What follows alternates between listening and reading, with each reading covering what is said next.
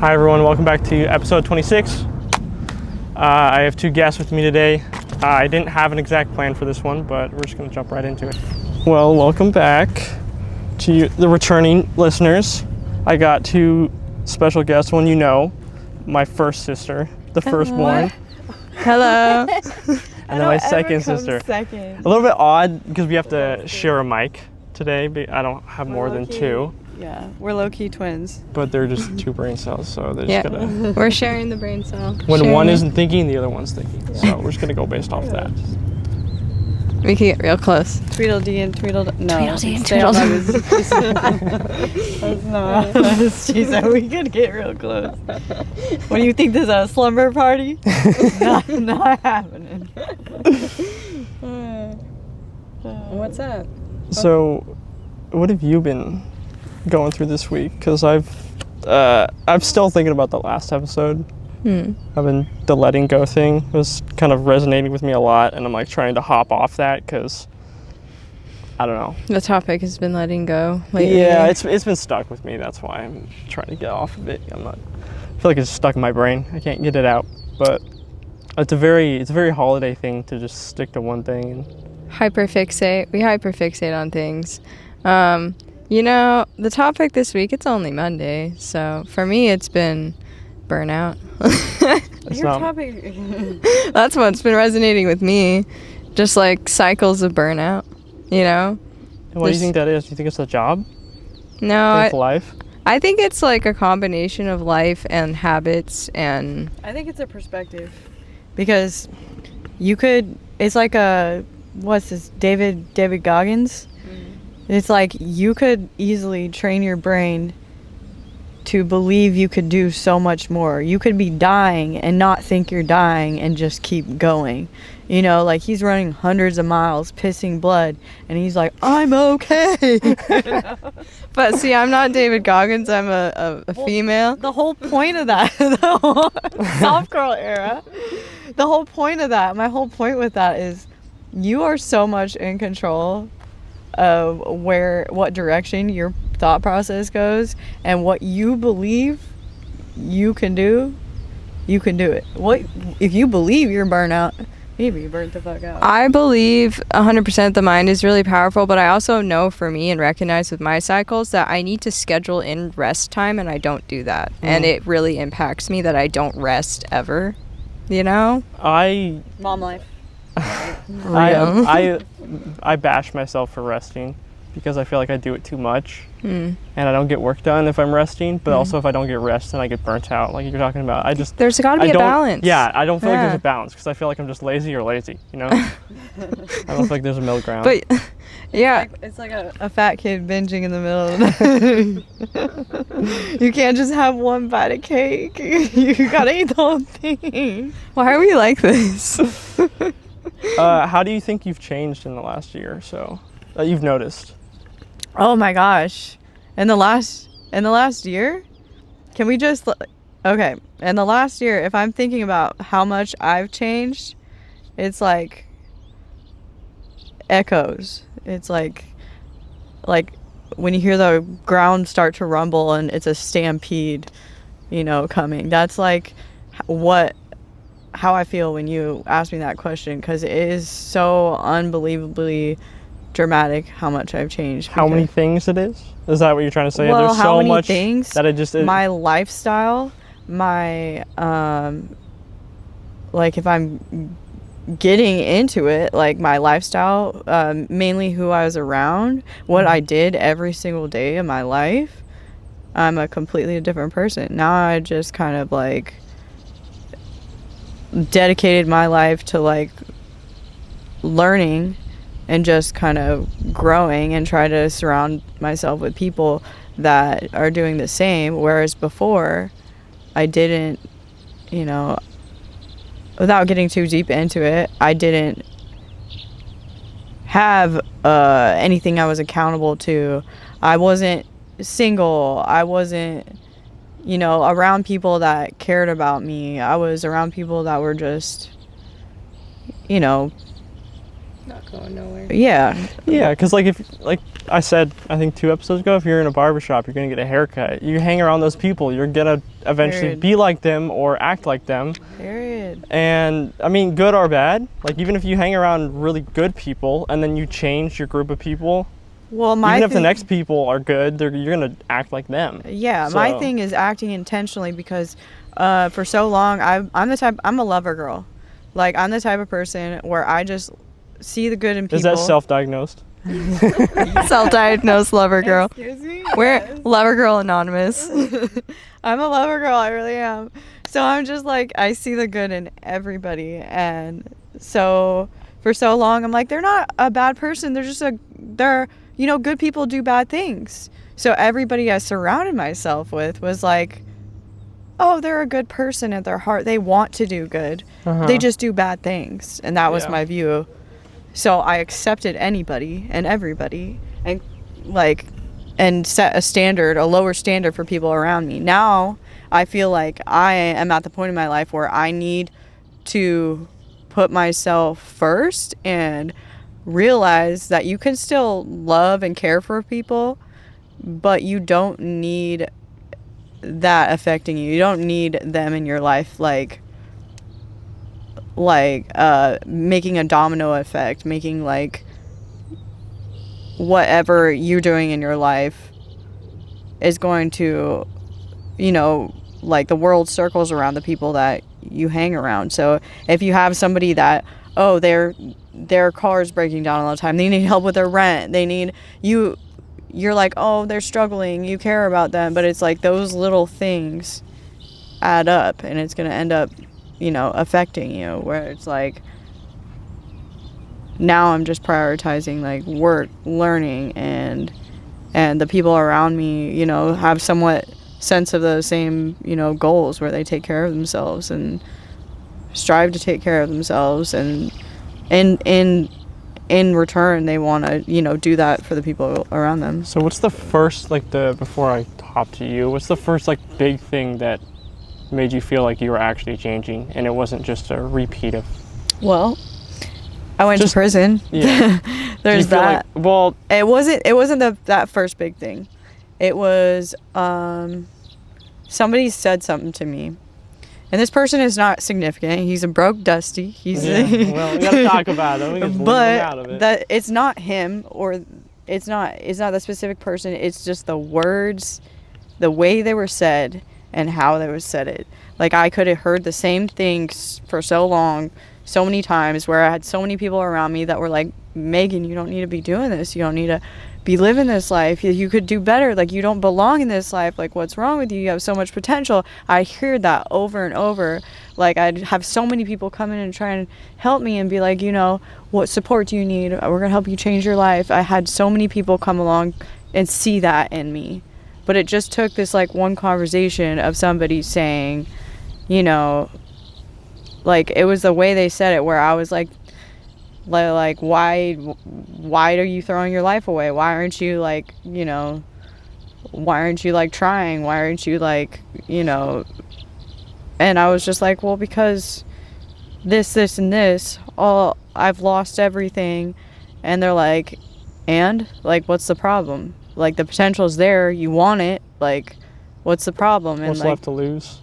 Yeah, I'm like, oh, I lost everything. I don't have my kids. I don't, I'm not a mom to them. And just saying all these excuses I tell myself, and they're like, are they safe? I'm like, yeah. Are they happy? Yeah. They're like, so what's the problem? Really, it clicked in my head, like a light bulb went off in my head, where I was like, what is the problem? I'm sitting here crying about something, for so long. But it's like that holiday thing, sitting there dwelling on something over and over. I messed up over and over, and to the point where I let it fog, and any type of redirection I could be giving myself. I robbed myself of opportunity because I was stuck in sitting and dwelling. And once that kind of cleared out of the way, it was like almost like I felt free. Like, oh my God, I can do this if I want to. You know? Kind of like a rock was lifted off your chest. Like, oh my God, I kind of realize now. And it was like it was me the whole time. Yeah, kind of thing. like I was sitting there saying, oh, I have this problem, this problem, this problem. I'm like, wait a minute. There's really no problem. That's why it comes back to that other, thing I just said. You say burnout, or you say, like, I put a label on myself for so long as, I was like, I'm just I'm a fuck up, I'm the black sheep that failed at life, and I put that label on myself for so long that's just how I was, who I was, a burnout, whatever it is. And so I was set in that. I said, this is just the way I'm going to be for the rest of my life. This is what I amounted to. And now that's why I said it like echoes, is because it's like, I remember that mindset and shifting back to where, like, being in that mindset and where I was then, and then fast forwarding till now, I was like, holy shit, I did it. I got out of that. It was like, I thought I was like doomed for the rest of my life. Like, I would never change anything. I thought that was going to be the way I died, is like not amounting to anything, not doing anything with my life. Like, if I'm being like transparent, like on drugs, and I thought I was just going to be that junkie, my whole life. I thought that's who I was, and I was going to die that way.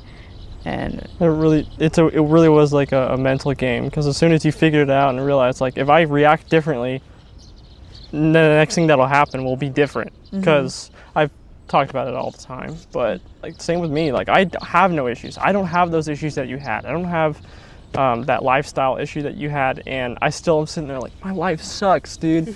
I'm like sitting there with a good paying job, place to stay all the time, a fast car, right, everything that everyone else wants, and I'm like, I don't have anything. And I'm like sitting there not realizing that, like, it's literally just my attitude. Yeah. Like, this is someone else's luxury and their dream to go home to no one every day and just have peace and have a nice car. And I'm sitting there crying without about you, bitch. And he said, I got peace and a fast car and a good paying job. Yeah. I don't need no baby. Even with all that, drama. I still feel like I don't have enough. So I guess you've been a little more,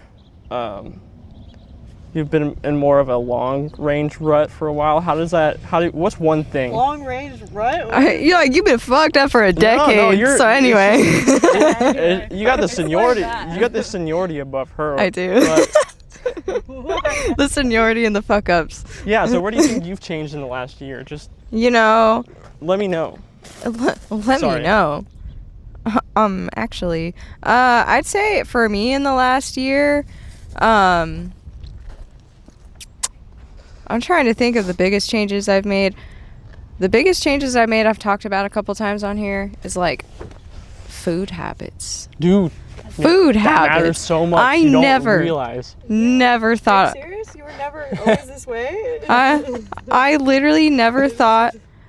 I never thought I would ever fix my food habits. I thought I would kill myself with processed food. Like, I've been having so much health issues and stuff for so long, and I don't know how to cook. And this last year, I was telling you on the first podcast, is like, I finally decided I was going to learn how to cook little by little and learn how to shop for whole foods and eat whole foods and not just processed crap. Because I would eat a bag of Doritos and call that a meal, Red dye 40. Yeah, red 40. I got microplastics in my brain. How do you feel like you've changed since then? Since then? Like, have you actually started cooking, or do you feel like Doritos to the burritos? It's crazy because, like, yesterday I spent like a whole 3 hours prepping chicken and making homemade chicken stock and prepping salad. I'm over here like, yes. And I literally never thought I would be that person. Like, who makes homemade chicken stock? Me. Guys.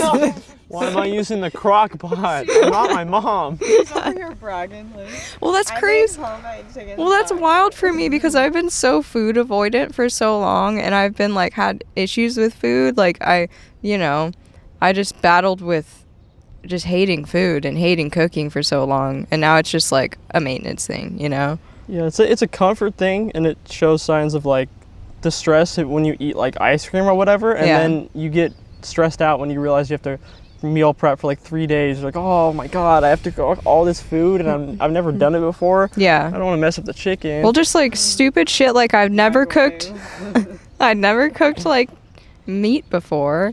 I was talking to my coworker and realized that like I didn't know how to do just basics, like basic cooking stuff. Yeah, like I'm like, how do I cook basics? I messed that up once. once. I just burn it. When in doubt, burn it. Yep, that's what I should have done. Megan, Wipe me up. Megan loves a burnt food. Oh, there's a little birdhouse. I don't like burnt food. I like charcoal food. I'll eat the charcoal out the fire pit. Like, believe that. You say I'm a gremlin. Your pizza pocket Hey. is just the charcoal. What about you? Do you feel like it's changed the most in the last year? I'm not as angry with myself. Really? Yeah. I'm internally angry all the time. And it's still there, don't get me wrong. I'm still mad at myself a lot, but I'm more easy on myself. And I feel like that's not easy to say because I've been like that since I've moved out. I've always just yeah. Whether it was an issue with family, I'd sit there and I'd blame it on myself. I think it's still there. Oh. a little bit.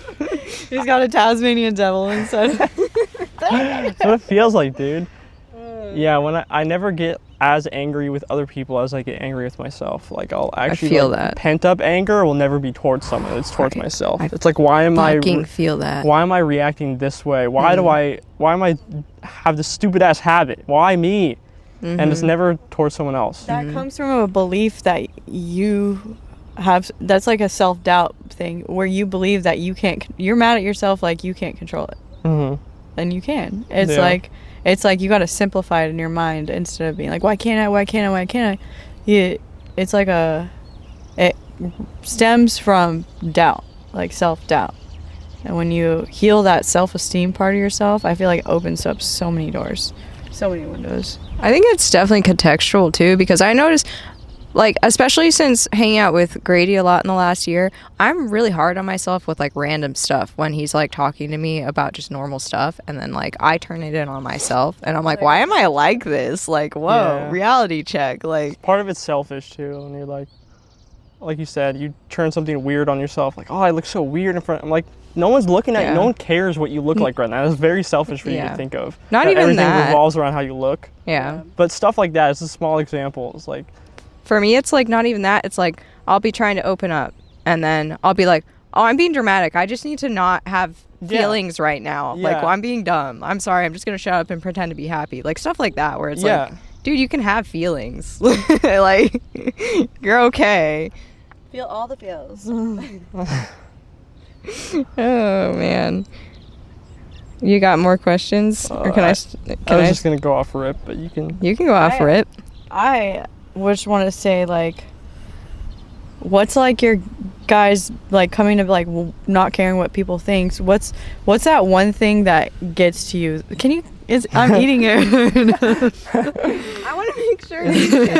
Can you? You're not holding it, so I'm trying to make sure. You should make this thing a whole ass ice cream cone. You think I can edit like that? You could. It would look cuter. It'd be like a little ice cream cone. Welcome to Candyland. But I was gonna say, with coming with a judgment, I just want to pick your guys' brains. Like, what's the thing that gets to you? It's like the pet peeve. Like, anybody could say anything like rude to you, and you're like, I don't give a fuck. But they say that one thing that's like, you know, it makes you like double take. You're like, what did you just say to me? like I can't think of anything off the top of my head. I'm gonna let you go for that first. I feel like you have one just waiting. My eyes got big. You have one in the queue already. One thing that just gets under your skin. It's like they could say so many rude things to you. They could say so many rude things, and then it's like that last rude thing, and you're like, hey, excuse me? I feel like the one that gets to me, like, you really have to deeply know me to be able to use that. And not many people know that about me, and I'm like, should I say this out loud? You shouldn't. You don't have to. No, I mean, I don't care, but It's just it's something, it's about yeah. mom. Yeah. I'm like, should I say it? Yeah. Mine's somewhat related to that, but it has to do more with my intelligence. If somebody says something about my intelligence, I'm like, oh, what? I don't know if that doesn't really bother me that much, but I feel like we should keep the very specific mom stuff. Well, it's like on the low. I love mom. Like we're chilling. It has nothing to do with her, but for some reason it just grinds my gears when someone's like, "You're acting like her," when I'm acting in a bad way, and I'm like, "Dude, like really?" Like, I don't think I've ever got that one. I have, and that's what gets under my skin. Oh. I'm like, excuse me? You don't know me. You don't know me. It sounds dumb, but I don't think anyone's words actually bother me. It's their actions. I picture like a tiny Kevin Gates. Not Kevin Gates. I mean, Kevin. No, I was gonna say because he's talking about Kevin Gates earlier. Kevin Hart, and his eyes are all big, and he's like, "What? What? You want to say something about my mama?" That's the inner Kevin Hart that is. Is that what bothers you? Is when someone says something about you said your personality or my your intelligence, like whether I'm like insightful or if I'm ditzy, or because I'm like, I joke around a lot. I'm not a serious person, but I don't want that discredit to like the, what do you call it, the insight I have on everything in the world. Like that's what I value the most, is my knowledge. For serious.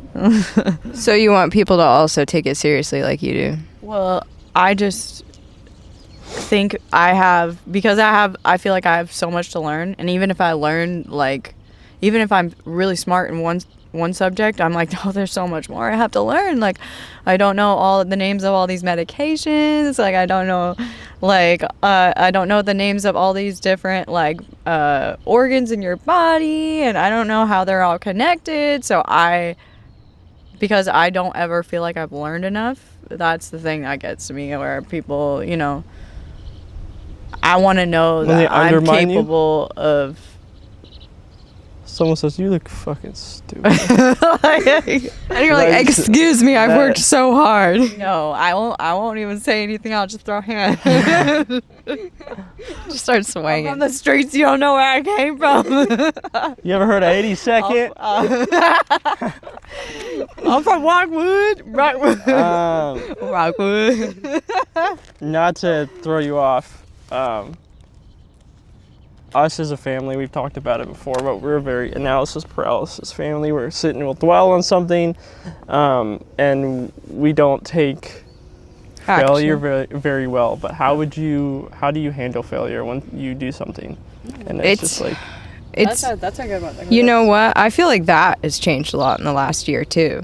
My ability to handle failure. That kind of ties into what you're saying about being like directing anger inward.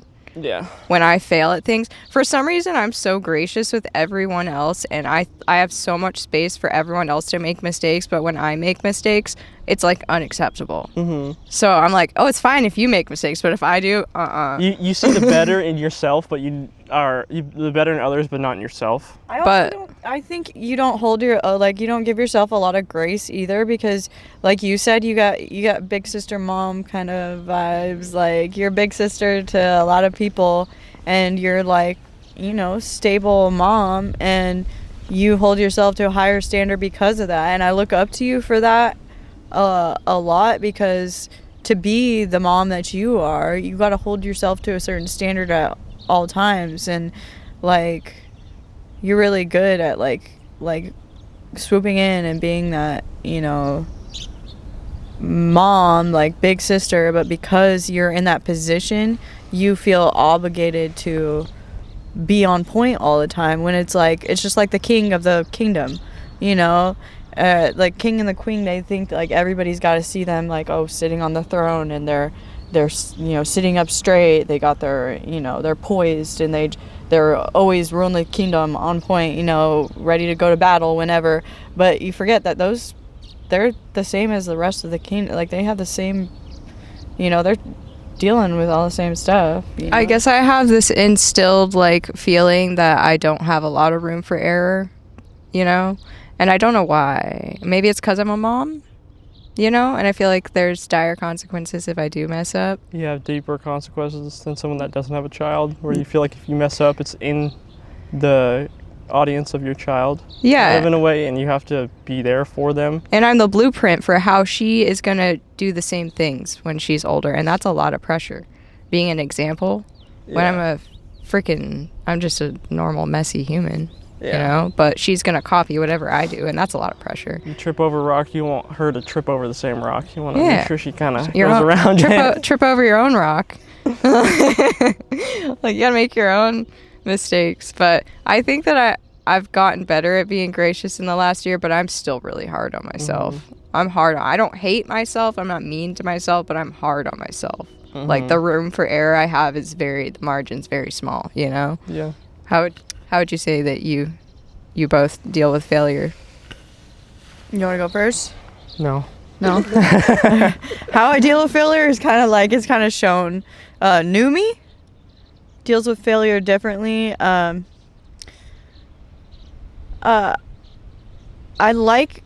know how I want to deal with failure. I know how I've wanted to deal with failure, but how I've dealt with failure for the past, 10 years, because as, like, Ben, you were saying earlier, like, that is a big question, like, how have you changed in the past year? Because I'm polar opposite from the person I have been, the person I used to be. So if we're talking about, I feel like I should have like the opposite of alter ego name.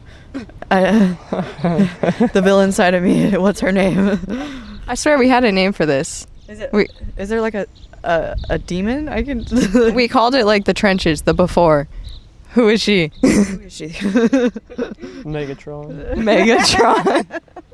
That sounds like a whole transformer. It is. Oh my god. We don't talk about Megatron. We're like, Oh, I'm like, there's literally an evil transformer. No, we'll call her Meg. No, I feel like Megatron. She used to deal with it by like that girl,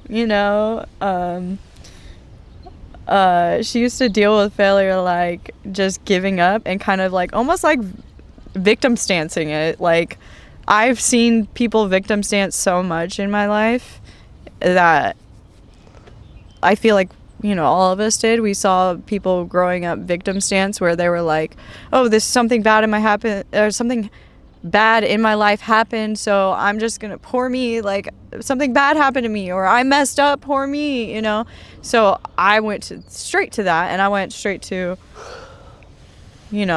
almost like giving myself credibility. Yeah, I deserve to fuck up. I deserve to lose my shit because I had a hard time. I went through a hard time. I'm traumatized, But in the end, like, I kind of got sick of victimizing myself, sitting there like, how long are you gonna be a victim to life?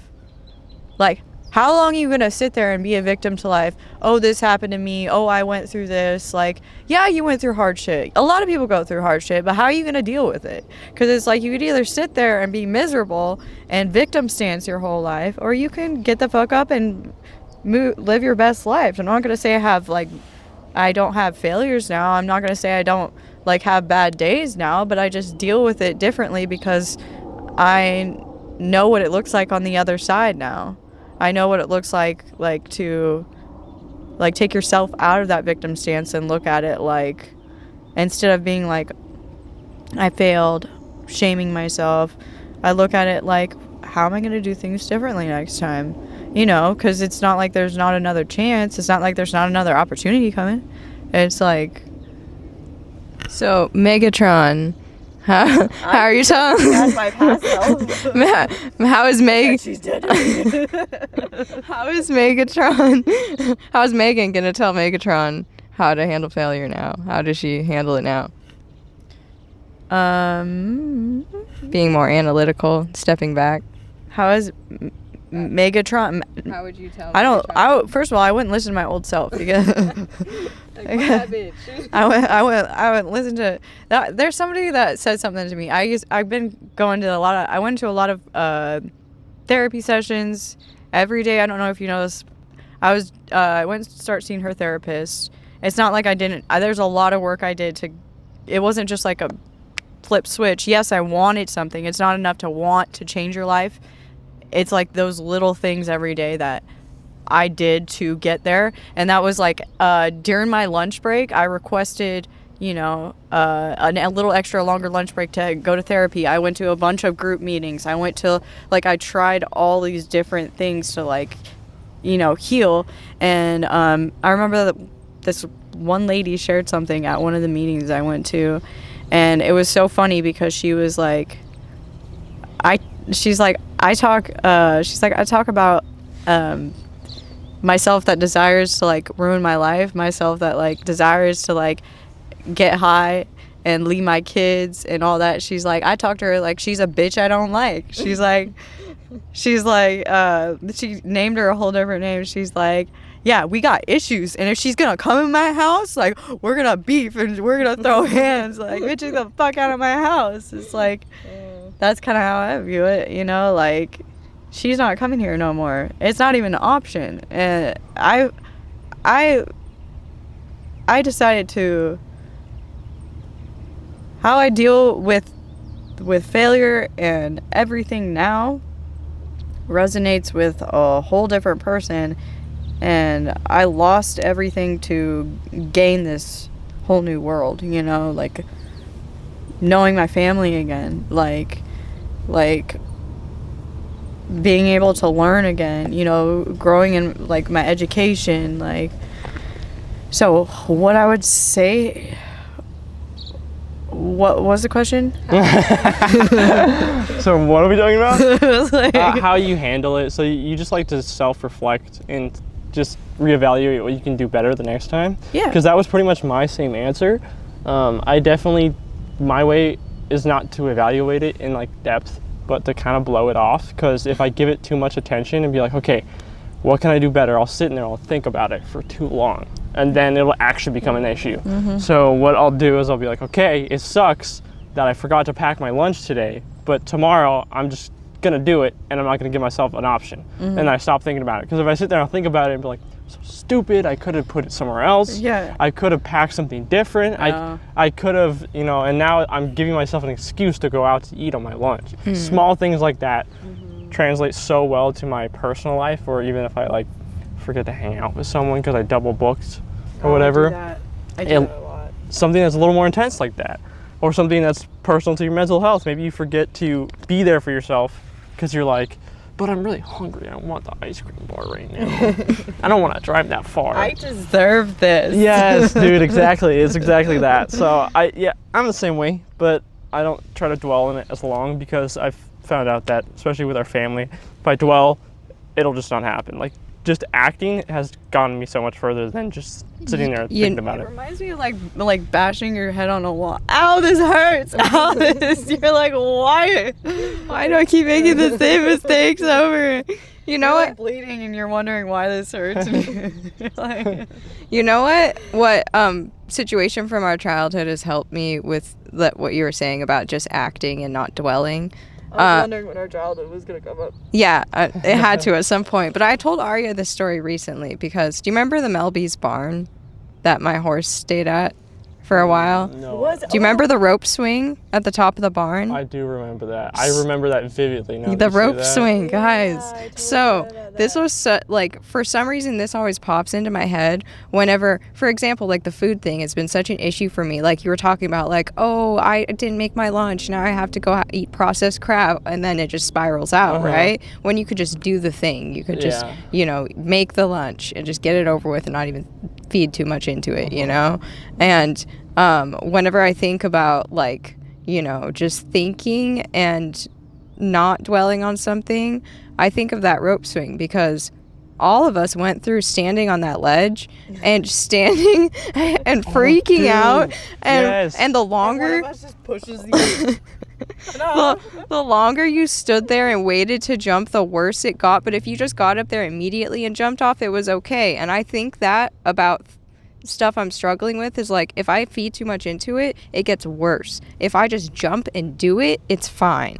See, and that's it comes back to like who you surround yourself with, because don't you just love that friend that will push you off the ledge? Like, Yeah, because they know it's fun, but then you have that friend that's like, come on, it's dangerous, just come back, and be more comfortable. It'd be more comfortable if you just went back down the ladder. Because I remember that I would do it like 10 times, and I'd go up once with all of us, and we're all standing there, and I'm like I can't do it. And then as soon as you jump over everything, as soon as you feel that momentum and your stomach go down, then you're like, oh my God, I'm so close to the ground, oh my God. But that just really sticks with me. And yeah, that was just kids, don't worry about it. I thought it was a coyote. No. Jenks. it's the Yeti. So I just want to chime in one of my friends' questions because he wanted to ask a couple things. Just so because we can go back to you, because she has. I don't think she's asked a single question for. I have so many questions. You guys have been yapping. I'm enjoying it. Okay, this one I just kind of skipped to the end of his questions. What's the biggest lesson do you think we've learned from each other? Ooh. I think I already have my answer. You already have your answer? You should go first then. Yeah. Let us ponder. Listen. I think that we have learned to not push each other away so much, because I've noticed when the whole family split, I went my way with mom, you went your way, she went her way with her existing boyfriend at the time, whatever, and dad went his own way. And Clay, I forgot Clay. Clay, we love you so much. I'm so sorry. He went his own way too. And at the time, when we were living together, you two were very close, and then you and Clay, and then I wasn't really close with anyone at that time, and maybe mom. And then when we split out, she did her own thing for a few years, and then you and I got close to each other because we're the only ones that saw each other. Clay went down south. You, I don't know where you were at that time. And then dad, we weren't able to see him, so it was like, as soon as we'd see each other in like the long, sorry, wow, I'm 25, my voice still cracks. You used to do that on purpose. You used to do that at the house. I remember you go, like, on purpose. Dude, I'm 25 now. I shouldn't.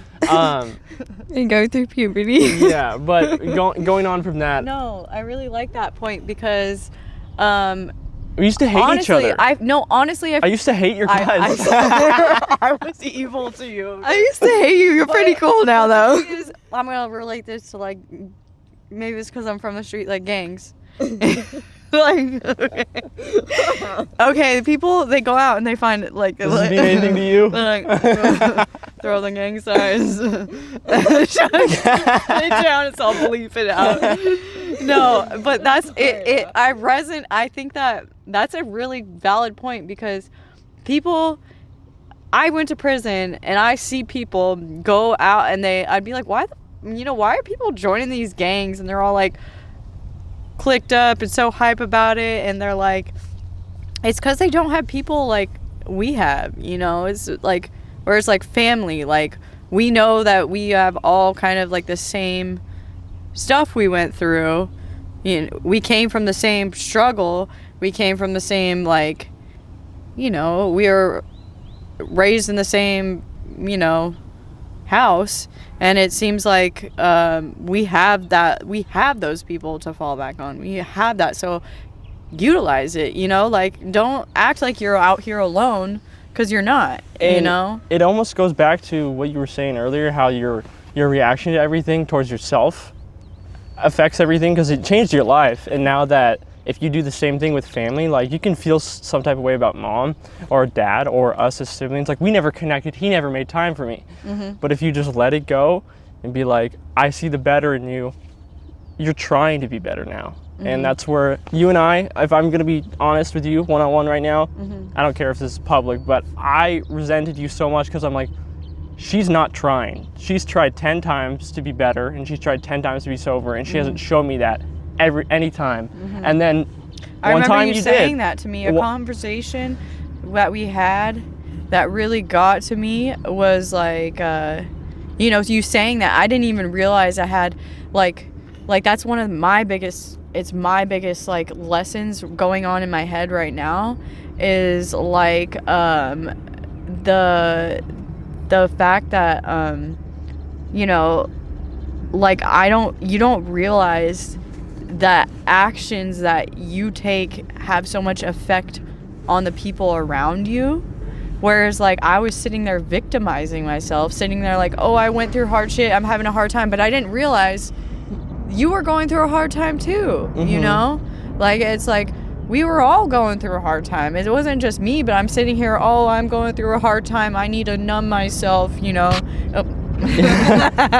I need to numb she's all in my face with that shit. Even if it's not as intense, yeah, it's like my reaction, like I might be like so much more heartburn about something that's affecting me, but your situation's 10 times worse. Like I might take you taking your life horribly to heart, and you might just be like, this is normal for me. That's kind of the thing that keeps me going now, though. Like, thinking about it, like, that's kind of the thing that drives me now, is kind of like, holy crap, everything I do and say, it's kind of like what makes Natalie hold herself accountable is like knowing she is like the blueprint for her daughter.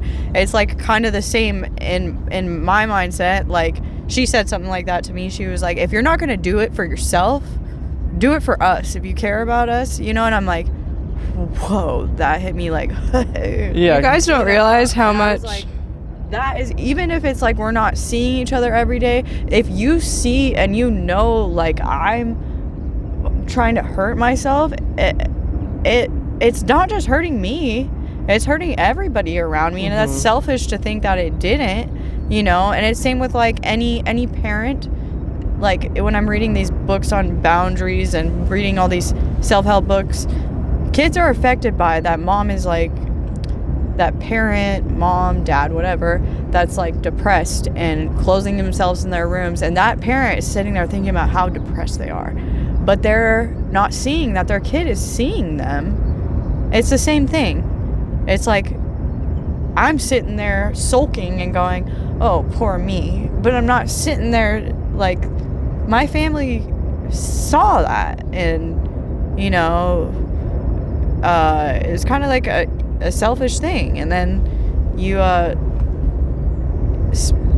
after that you're like, oh, I disappointed them, and you go into the shame, and then you go into like sitting in it for a minute, and it's just a cycle of victim stance. And it's like, well, in the end You gotta break the cycle, bro. in the end, to lighten things up a little bit, we got family. I want to hear your take first. Gang. Well, the question was how are things different for all of us? How have we changed each other over the years? Oh man, you know, I would say like, it's kind of wild how we all grew up like typical siblings, like getting annoyed at each other and getting in little fights and shit, and we were like, I think we took each other for granted. That's what I realized. I think we really took each other for granted because we were up in each other's space all the time.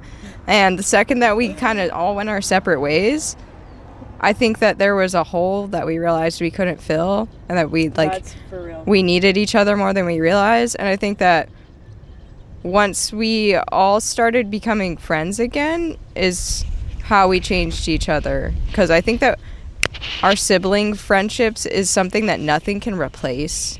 Nothing can replace that, you know? And I think we've changed each other just nurturing that friendships that we have with each other, you know?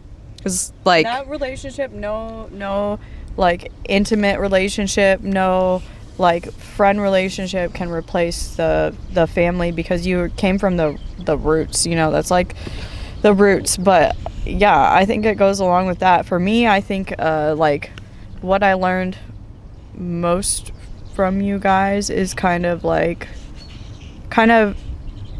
when I hang out with you guys, or when I'm around you, like, I was like, I hadn't seen you for so many years, but when I see you again, I just all of a sudden feel like myself again. I felt like I lost myself, you know, being everywhere on the planet, you know, and going through all these different experiences. I forgot who I was, and I came back to who I am, and it kind of helped me, like, kind of heal a little bit, like, learned that, you know, I love that part of myself. I love who I am being a holiday, you know. Recentering. Yeah, and who we are is like we're genuine, you know, we're genuine, like authentic, like just wholesome, real, you know, family. Like we're a pretty freaking cool family. I've seen families that are I've seen families that are struggling. I've seen them that are bad, but who we are at our core is, you know, genuine people. We got depth to us that other people don't have. The tension really is gone now, Yeah. and I feel like we're more open with each other, and not to make a long-winded kind of answer to this because I feel like this can tangent, but I feel like we've also matured, mom and dad, through this, mostly dad, that I feel like he is realizing who he is as a person because he doesn't see us anymore, and unless we go and hang out with him, and that's not his fault, it's not our fault.